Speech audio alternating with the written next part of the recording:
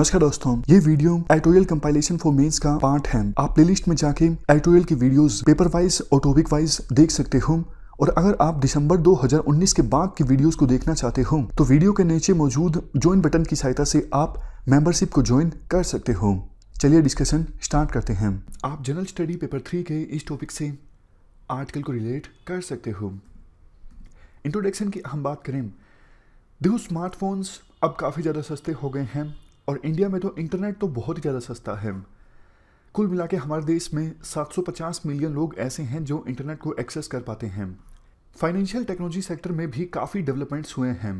देखो, एक वो भी समय था जब लोग अपना इलेक्ट्रिसिटी का या फिर पानी का बिल भरने के लिए भी लंबी लंबी लाइनों में लगते थे, लेकिन आज के समय में फाइनेंशियल टेक्नोलॉजी सेक्टर में इतनी ज़्यादा डेवलपमेंट्स हो चुकी हैं, टेक्नोलॉजी इतनी एडवांस हो चुकी है, बिल भरना तो बस 1 मिनट का काम है। आप कई सारी ऐसी एप्लीकेशंस हैं जिनकी सहायता से जल्दी से बिल भर सकते हो।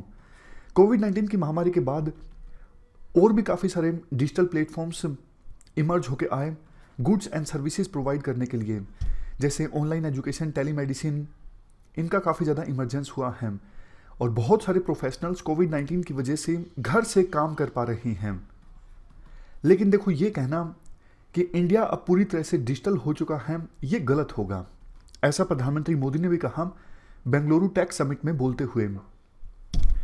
असली इंडिया एक डिजिटल नेशन तब मिलेगा जब गवर्नेंस में हम डिजिटलाइजेशन को पूरी तरह से अपना पाते हैं और लोग भी डिजिटलाइजेशन के माध्यम से विभिन्न स्कीम्स जो सरकार चलाती हैं उनका लाभ आसानी से अवेल कर पाते हैं।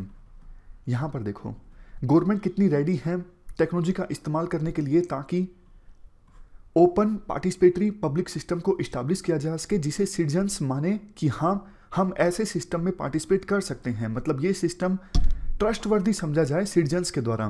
और देखो, वैसे सरकार ने इस दिशा में प्रयास भी किए हैं, जैसे government to citizen services provide करने के लिए कॉमन सर्विसेज सेंटर इस्टेब्लिश किए गए हैं। सारा काम अब ऑनलाइन, जैसे आधार कार्ड बनवाना है ऑनलाइन, बहुत सारी ऐसी सर्विसेज हैं जिनको अब सरकार डिजिटलाइजेशन के माध्यम से प्रोवाइड करती है। एक उमंग एप्लीकेशन है जिसको डाउनलोड करके आप बहुत सारी सरकारी सर्विसेज को अवेल कर सकते हो।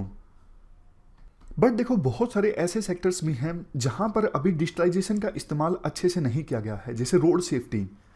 रोड सेफ्टी एक ऐसा सेक्टर है जहां पे अगर डिजिटलाइजेशन का इस्तेमाल किया जाए तो एक्सीडेंट मोर्टेलिटी रेट को बहुत कम किया जा सकता है। हर साल 1.5 लाख लोगों की डेथ हो जाती है एक्सीडेंट की वजह से।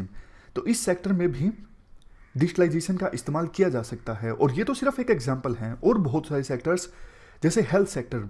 10 साल पहले प्लानिंग कमीशन ने एक रोड मैप तैयार किया था कि 2022 से पहले यूनिवर्सल हेल्थ कवरेज को अचीव करना है।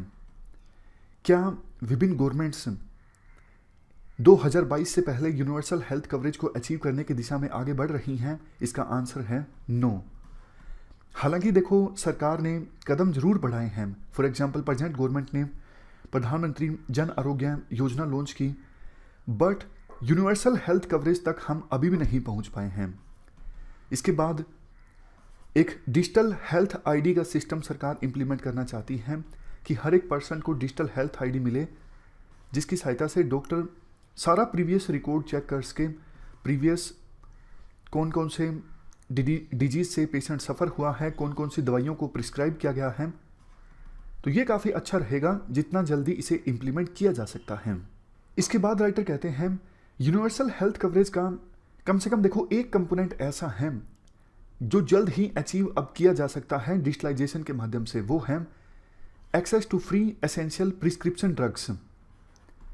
अब अगर सरकार चाहती है कि देश के सभी नागरिक एसेंशियल प्रिस्क्रिप्शन ड्रग्स को फ्री में एक्सेस कर सकें, तो इसके लिए प्लानिंग कमीशन ने ये एस्टिमेट किया था 2011 में पब्लिक प्रोक्योरमेंट कॉस्ट आएगी, यानी इन ड्रग्स को प्रोक्योर करने की कॉस्ट आएगी 0.1 से लेकर 0.5% ऑफ जीडीपी। इसे सरकार के द्वारा इंप्लीमेंट किया जा सकता है। अगर ये मीडियम टर्म गोल है तो फिर इमीडिएट टास्क सरकार का ये होना चाहिए कोविड-19 की वैक्सीन को डिस्ट्रीब्यूट करना सबके लिए। लास्ट में कंक्लूजन में ये कहा जाता है, डिजिटलाइजेशन का देखो सबसे बढ़िया फायदा ये है वेरियस गवर्नमेंट डिपार्टमेंट्स जो सर्विसेज डिलीवर करते हैं, टाइम बाउंड मैनर में सर्विसेज डिलीवर हो जाती हैं। पहले देखो, इवन बुजुर्गों को पेंशन अवेल करने में भी लंबा समय लग जाता था, रिश्वत देना पड़ता था काफ़ी ज़्यादा, लेकिन अब सीधे अकाउंट में पैसे जाते हैं। तो सोच के देखिए कितना करप्शन कम हो गया है और कितना आसानी से बुजुर्ग लोग पेंशन को अवेल कर पाते हैं। ये सिर्फ एक एग्जाम्पल है। यूपीए की सरकार के दौरान ज़्यादा इस पर काम हुआ नहीं था और इलेक्ट्रॉनिकली सर्विसेज को डिलीवर करने के लिए कोई कानून भी नहीं बना था, लेकिन प्रेजेंट गवर्नमेंट ने अच्छा खासा फोकस किया है इलेक्ट्रॉनिकली सर्विसेज को डिलीवर करने के लिए। अगर देखो डिजिटल को वे ऑफ लाइफ बनना है तो फिर सबसे पहले शुरुआत करनी होगी कि जो सिटीजन सेंट्रिक सर्विसेज हैं उन सभी सर्विसेज को आप डिजिटल कर दो और गवर्नमेंट डिपार्टमेंट्स को एक गाइडलाइन दे दो, एक डेडलाइन दे दो कि इस टाइम फ्रेम में आपको सिटीजन सेंट्रिक सर्विसेज को डिजिटल बनाना है। और फायदा होगा सिटीजन सेंट्रिक सर्विसेज के डिजिटल बनने से, ये तो हमने अभी भी डिस्कस किया, जैसे पेंशन वाला एग्जांपल है, और भी बहुत सारे एविडेंस हैं। इस डिस्कशन में फिलहाल इतना ही है। Thank you very much for discussion.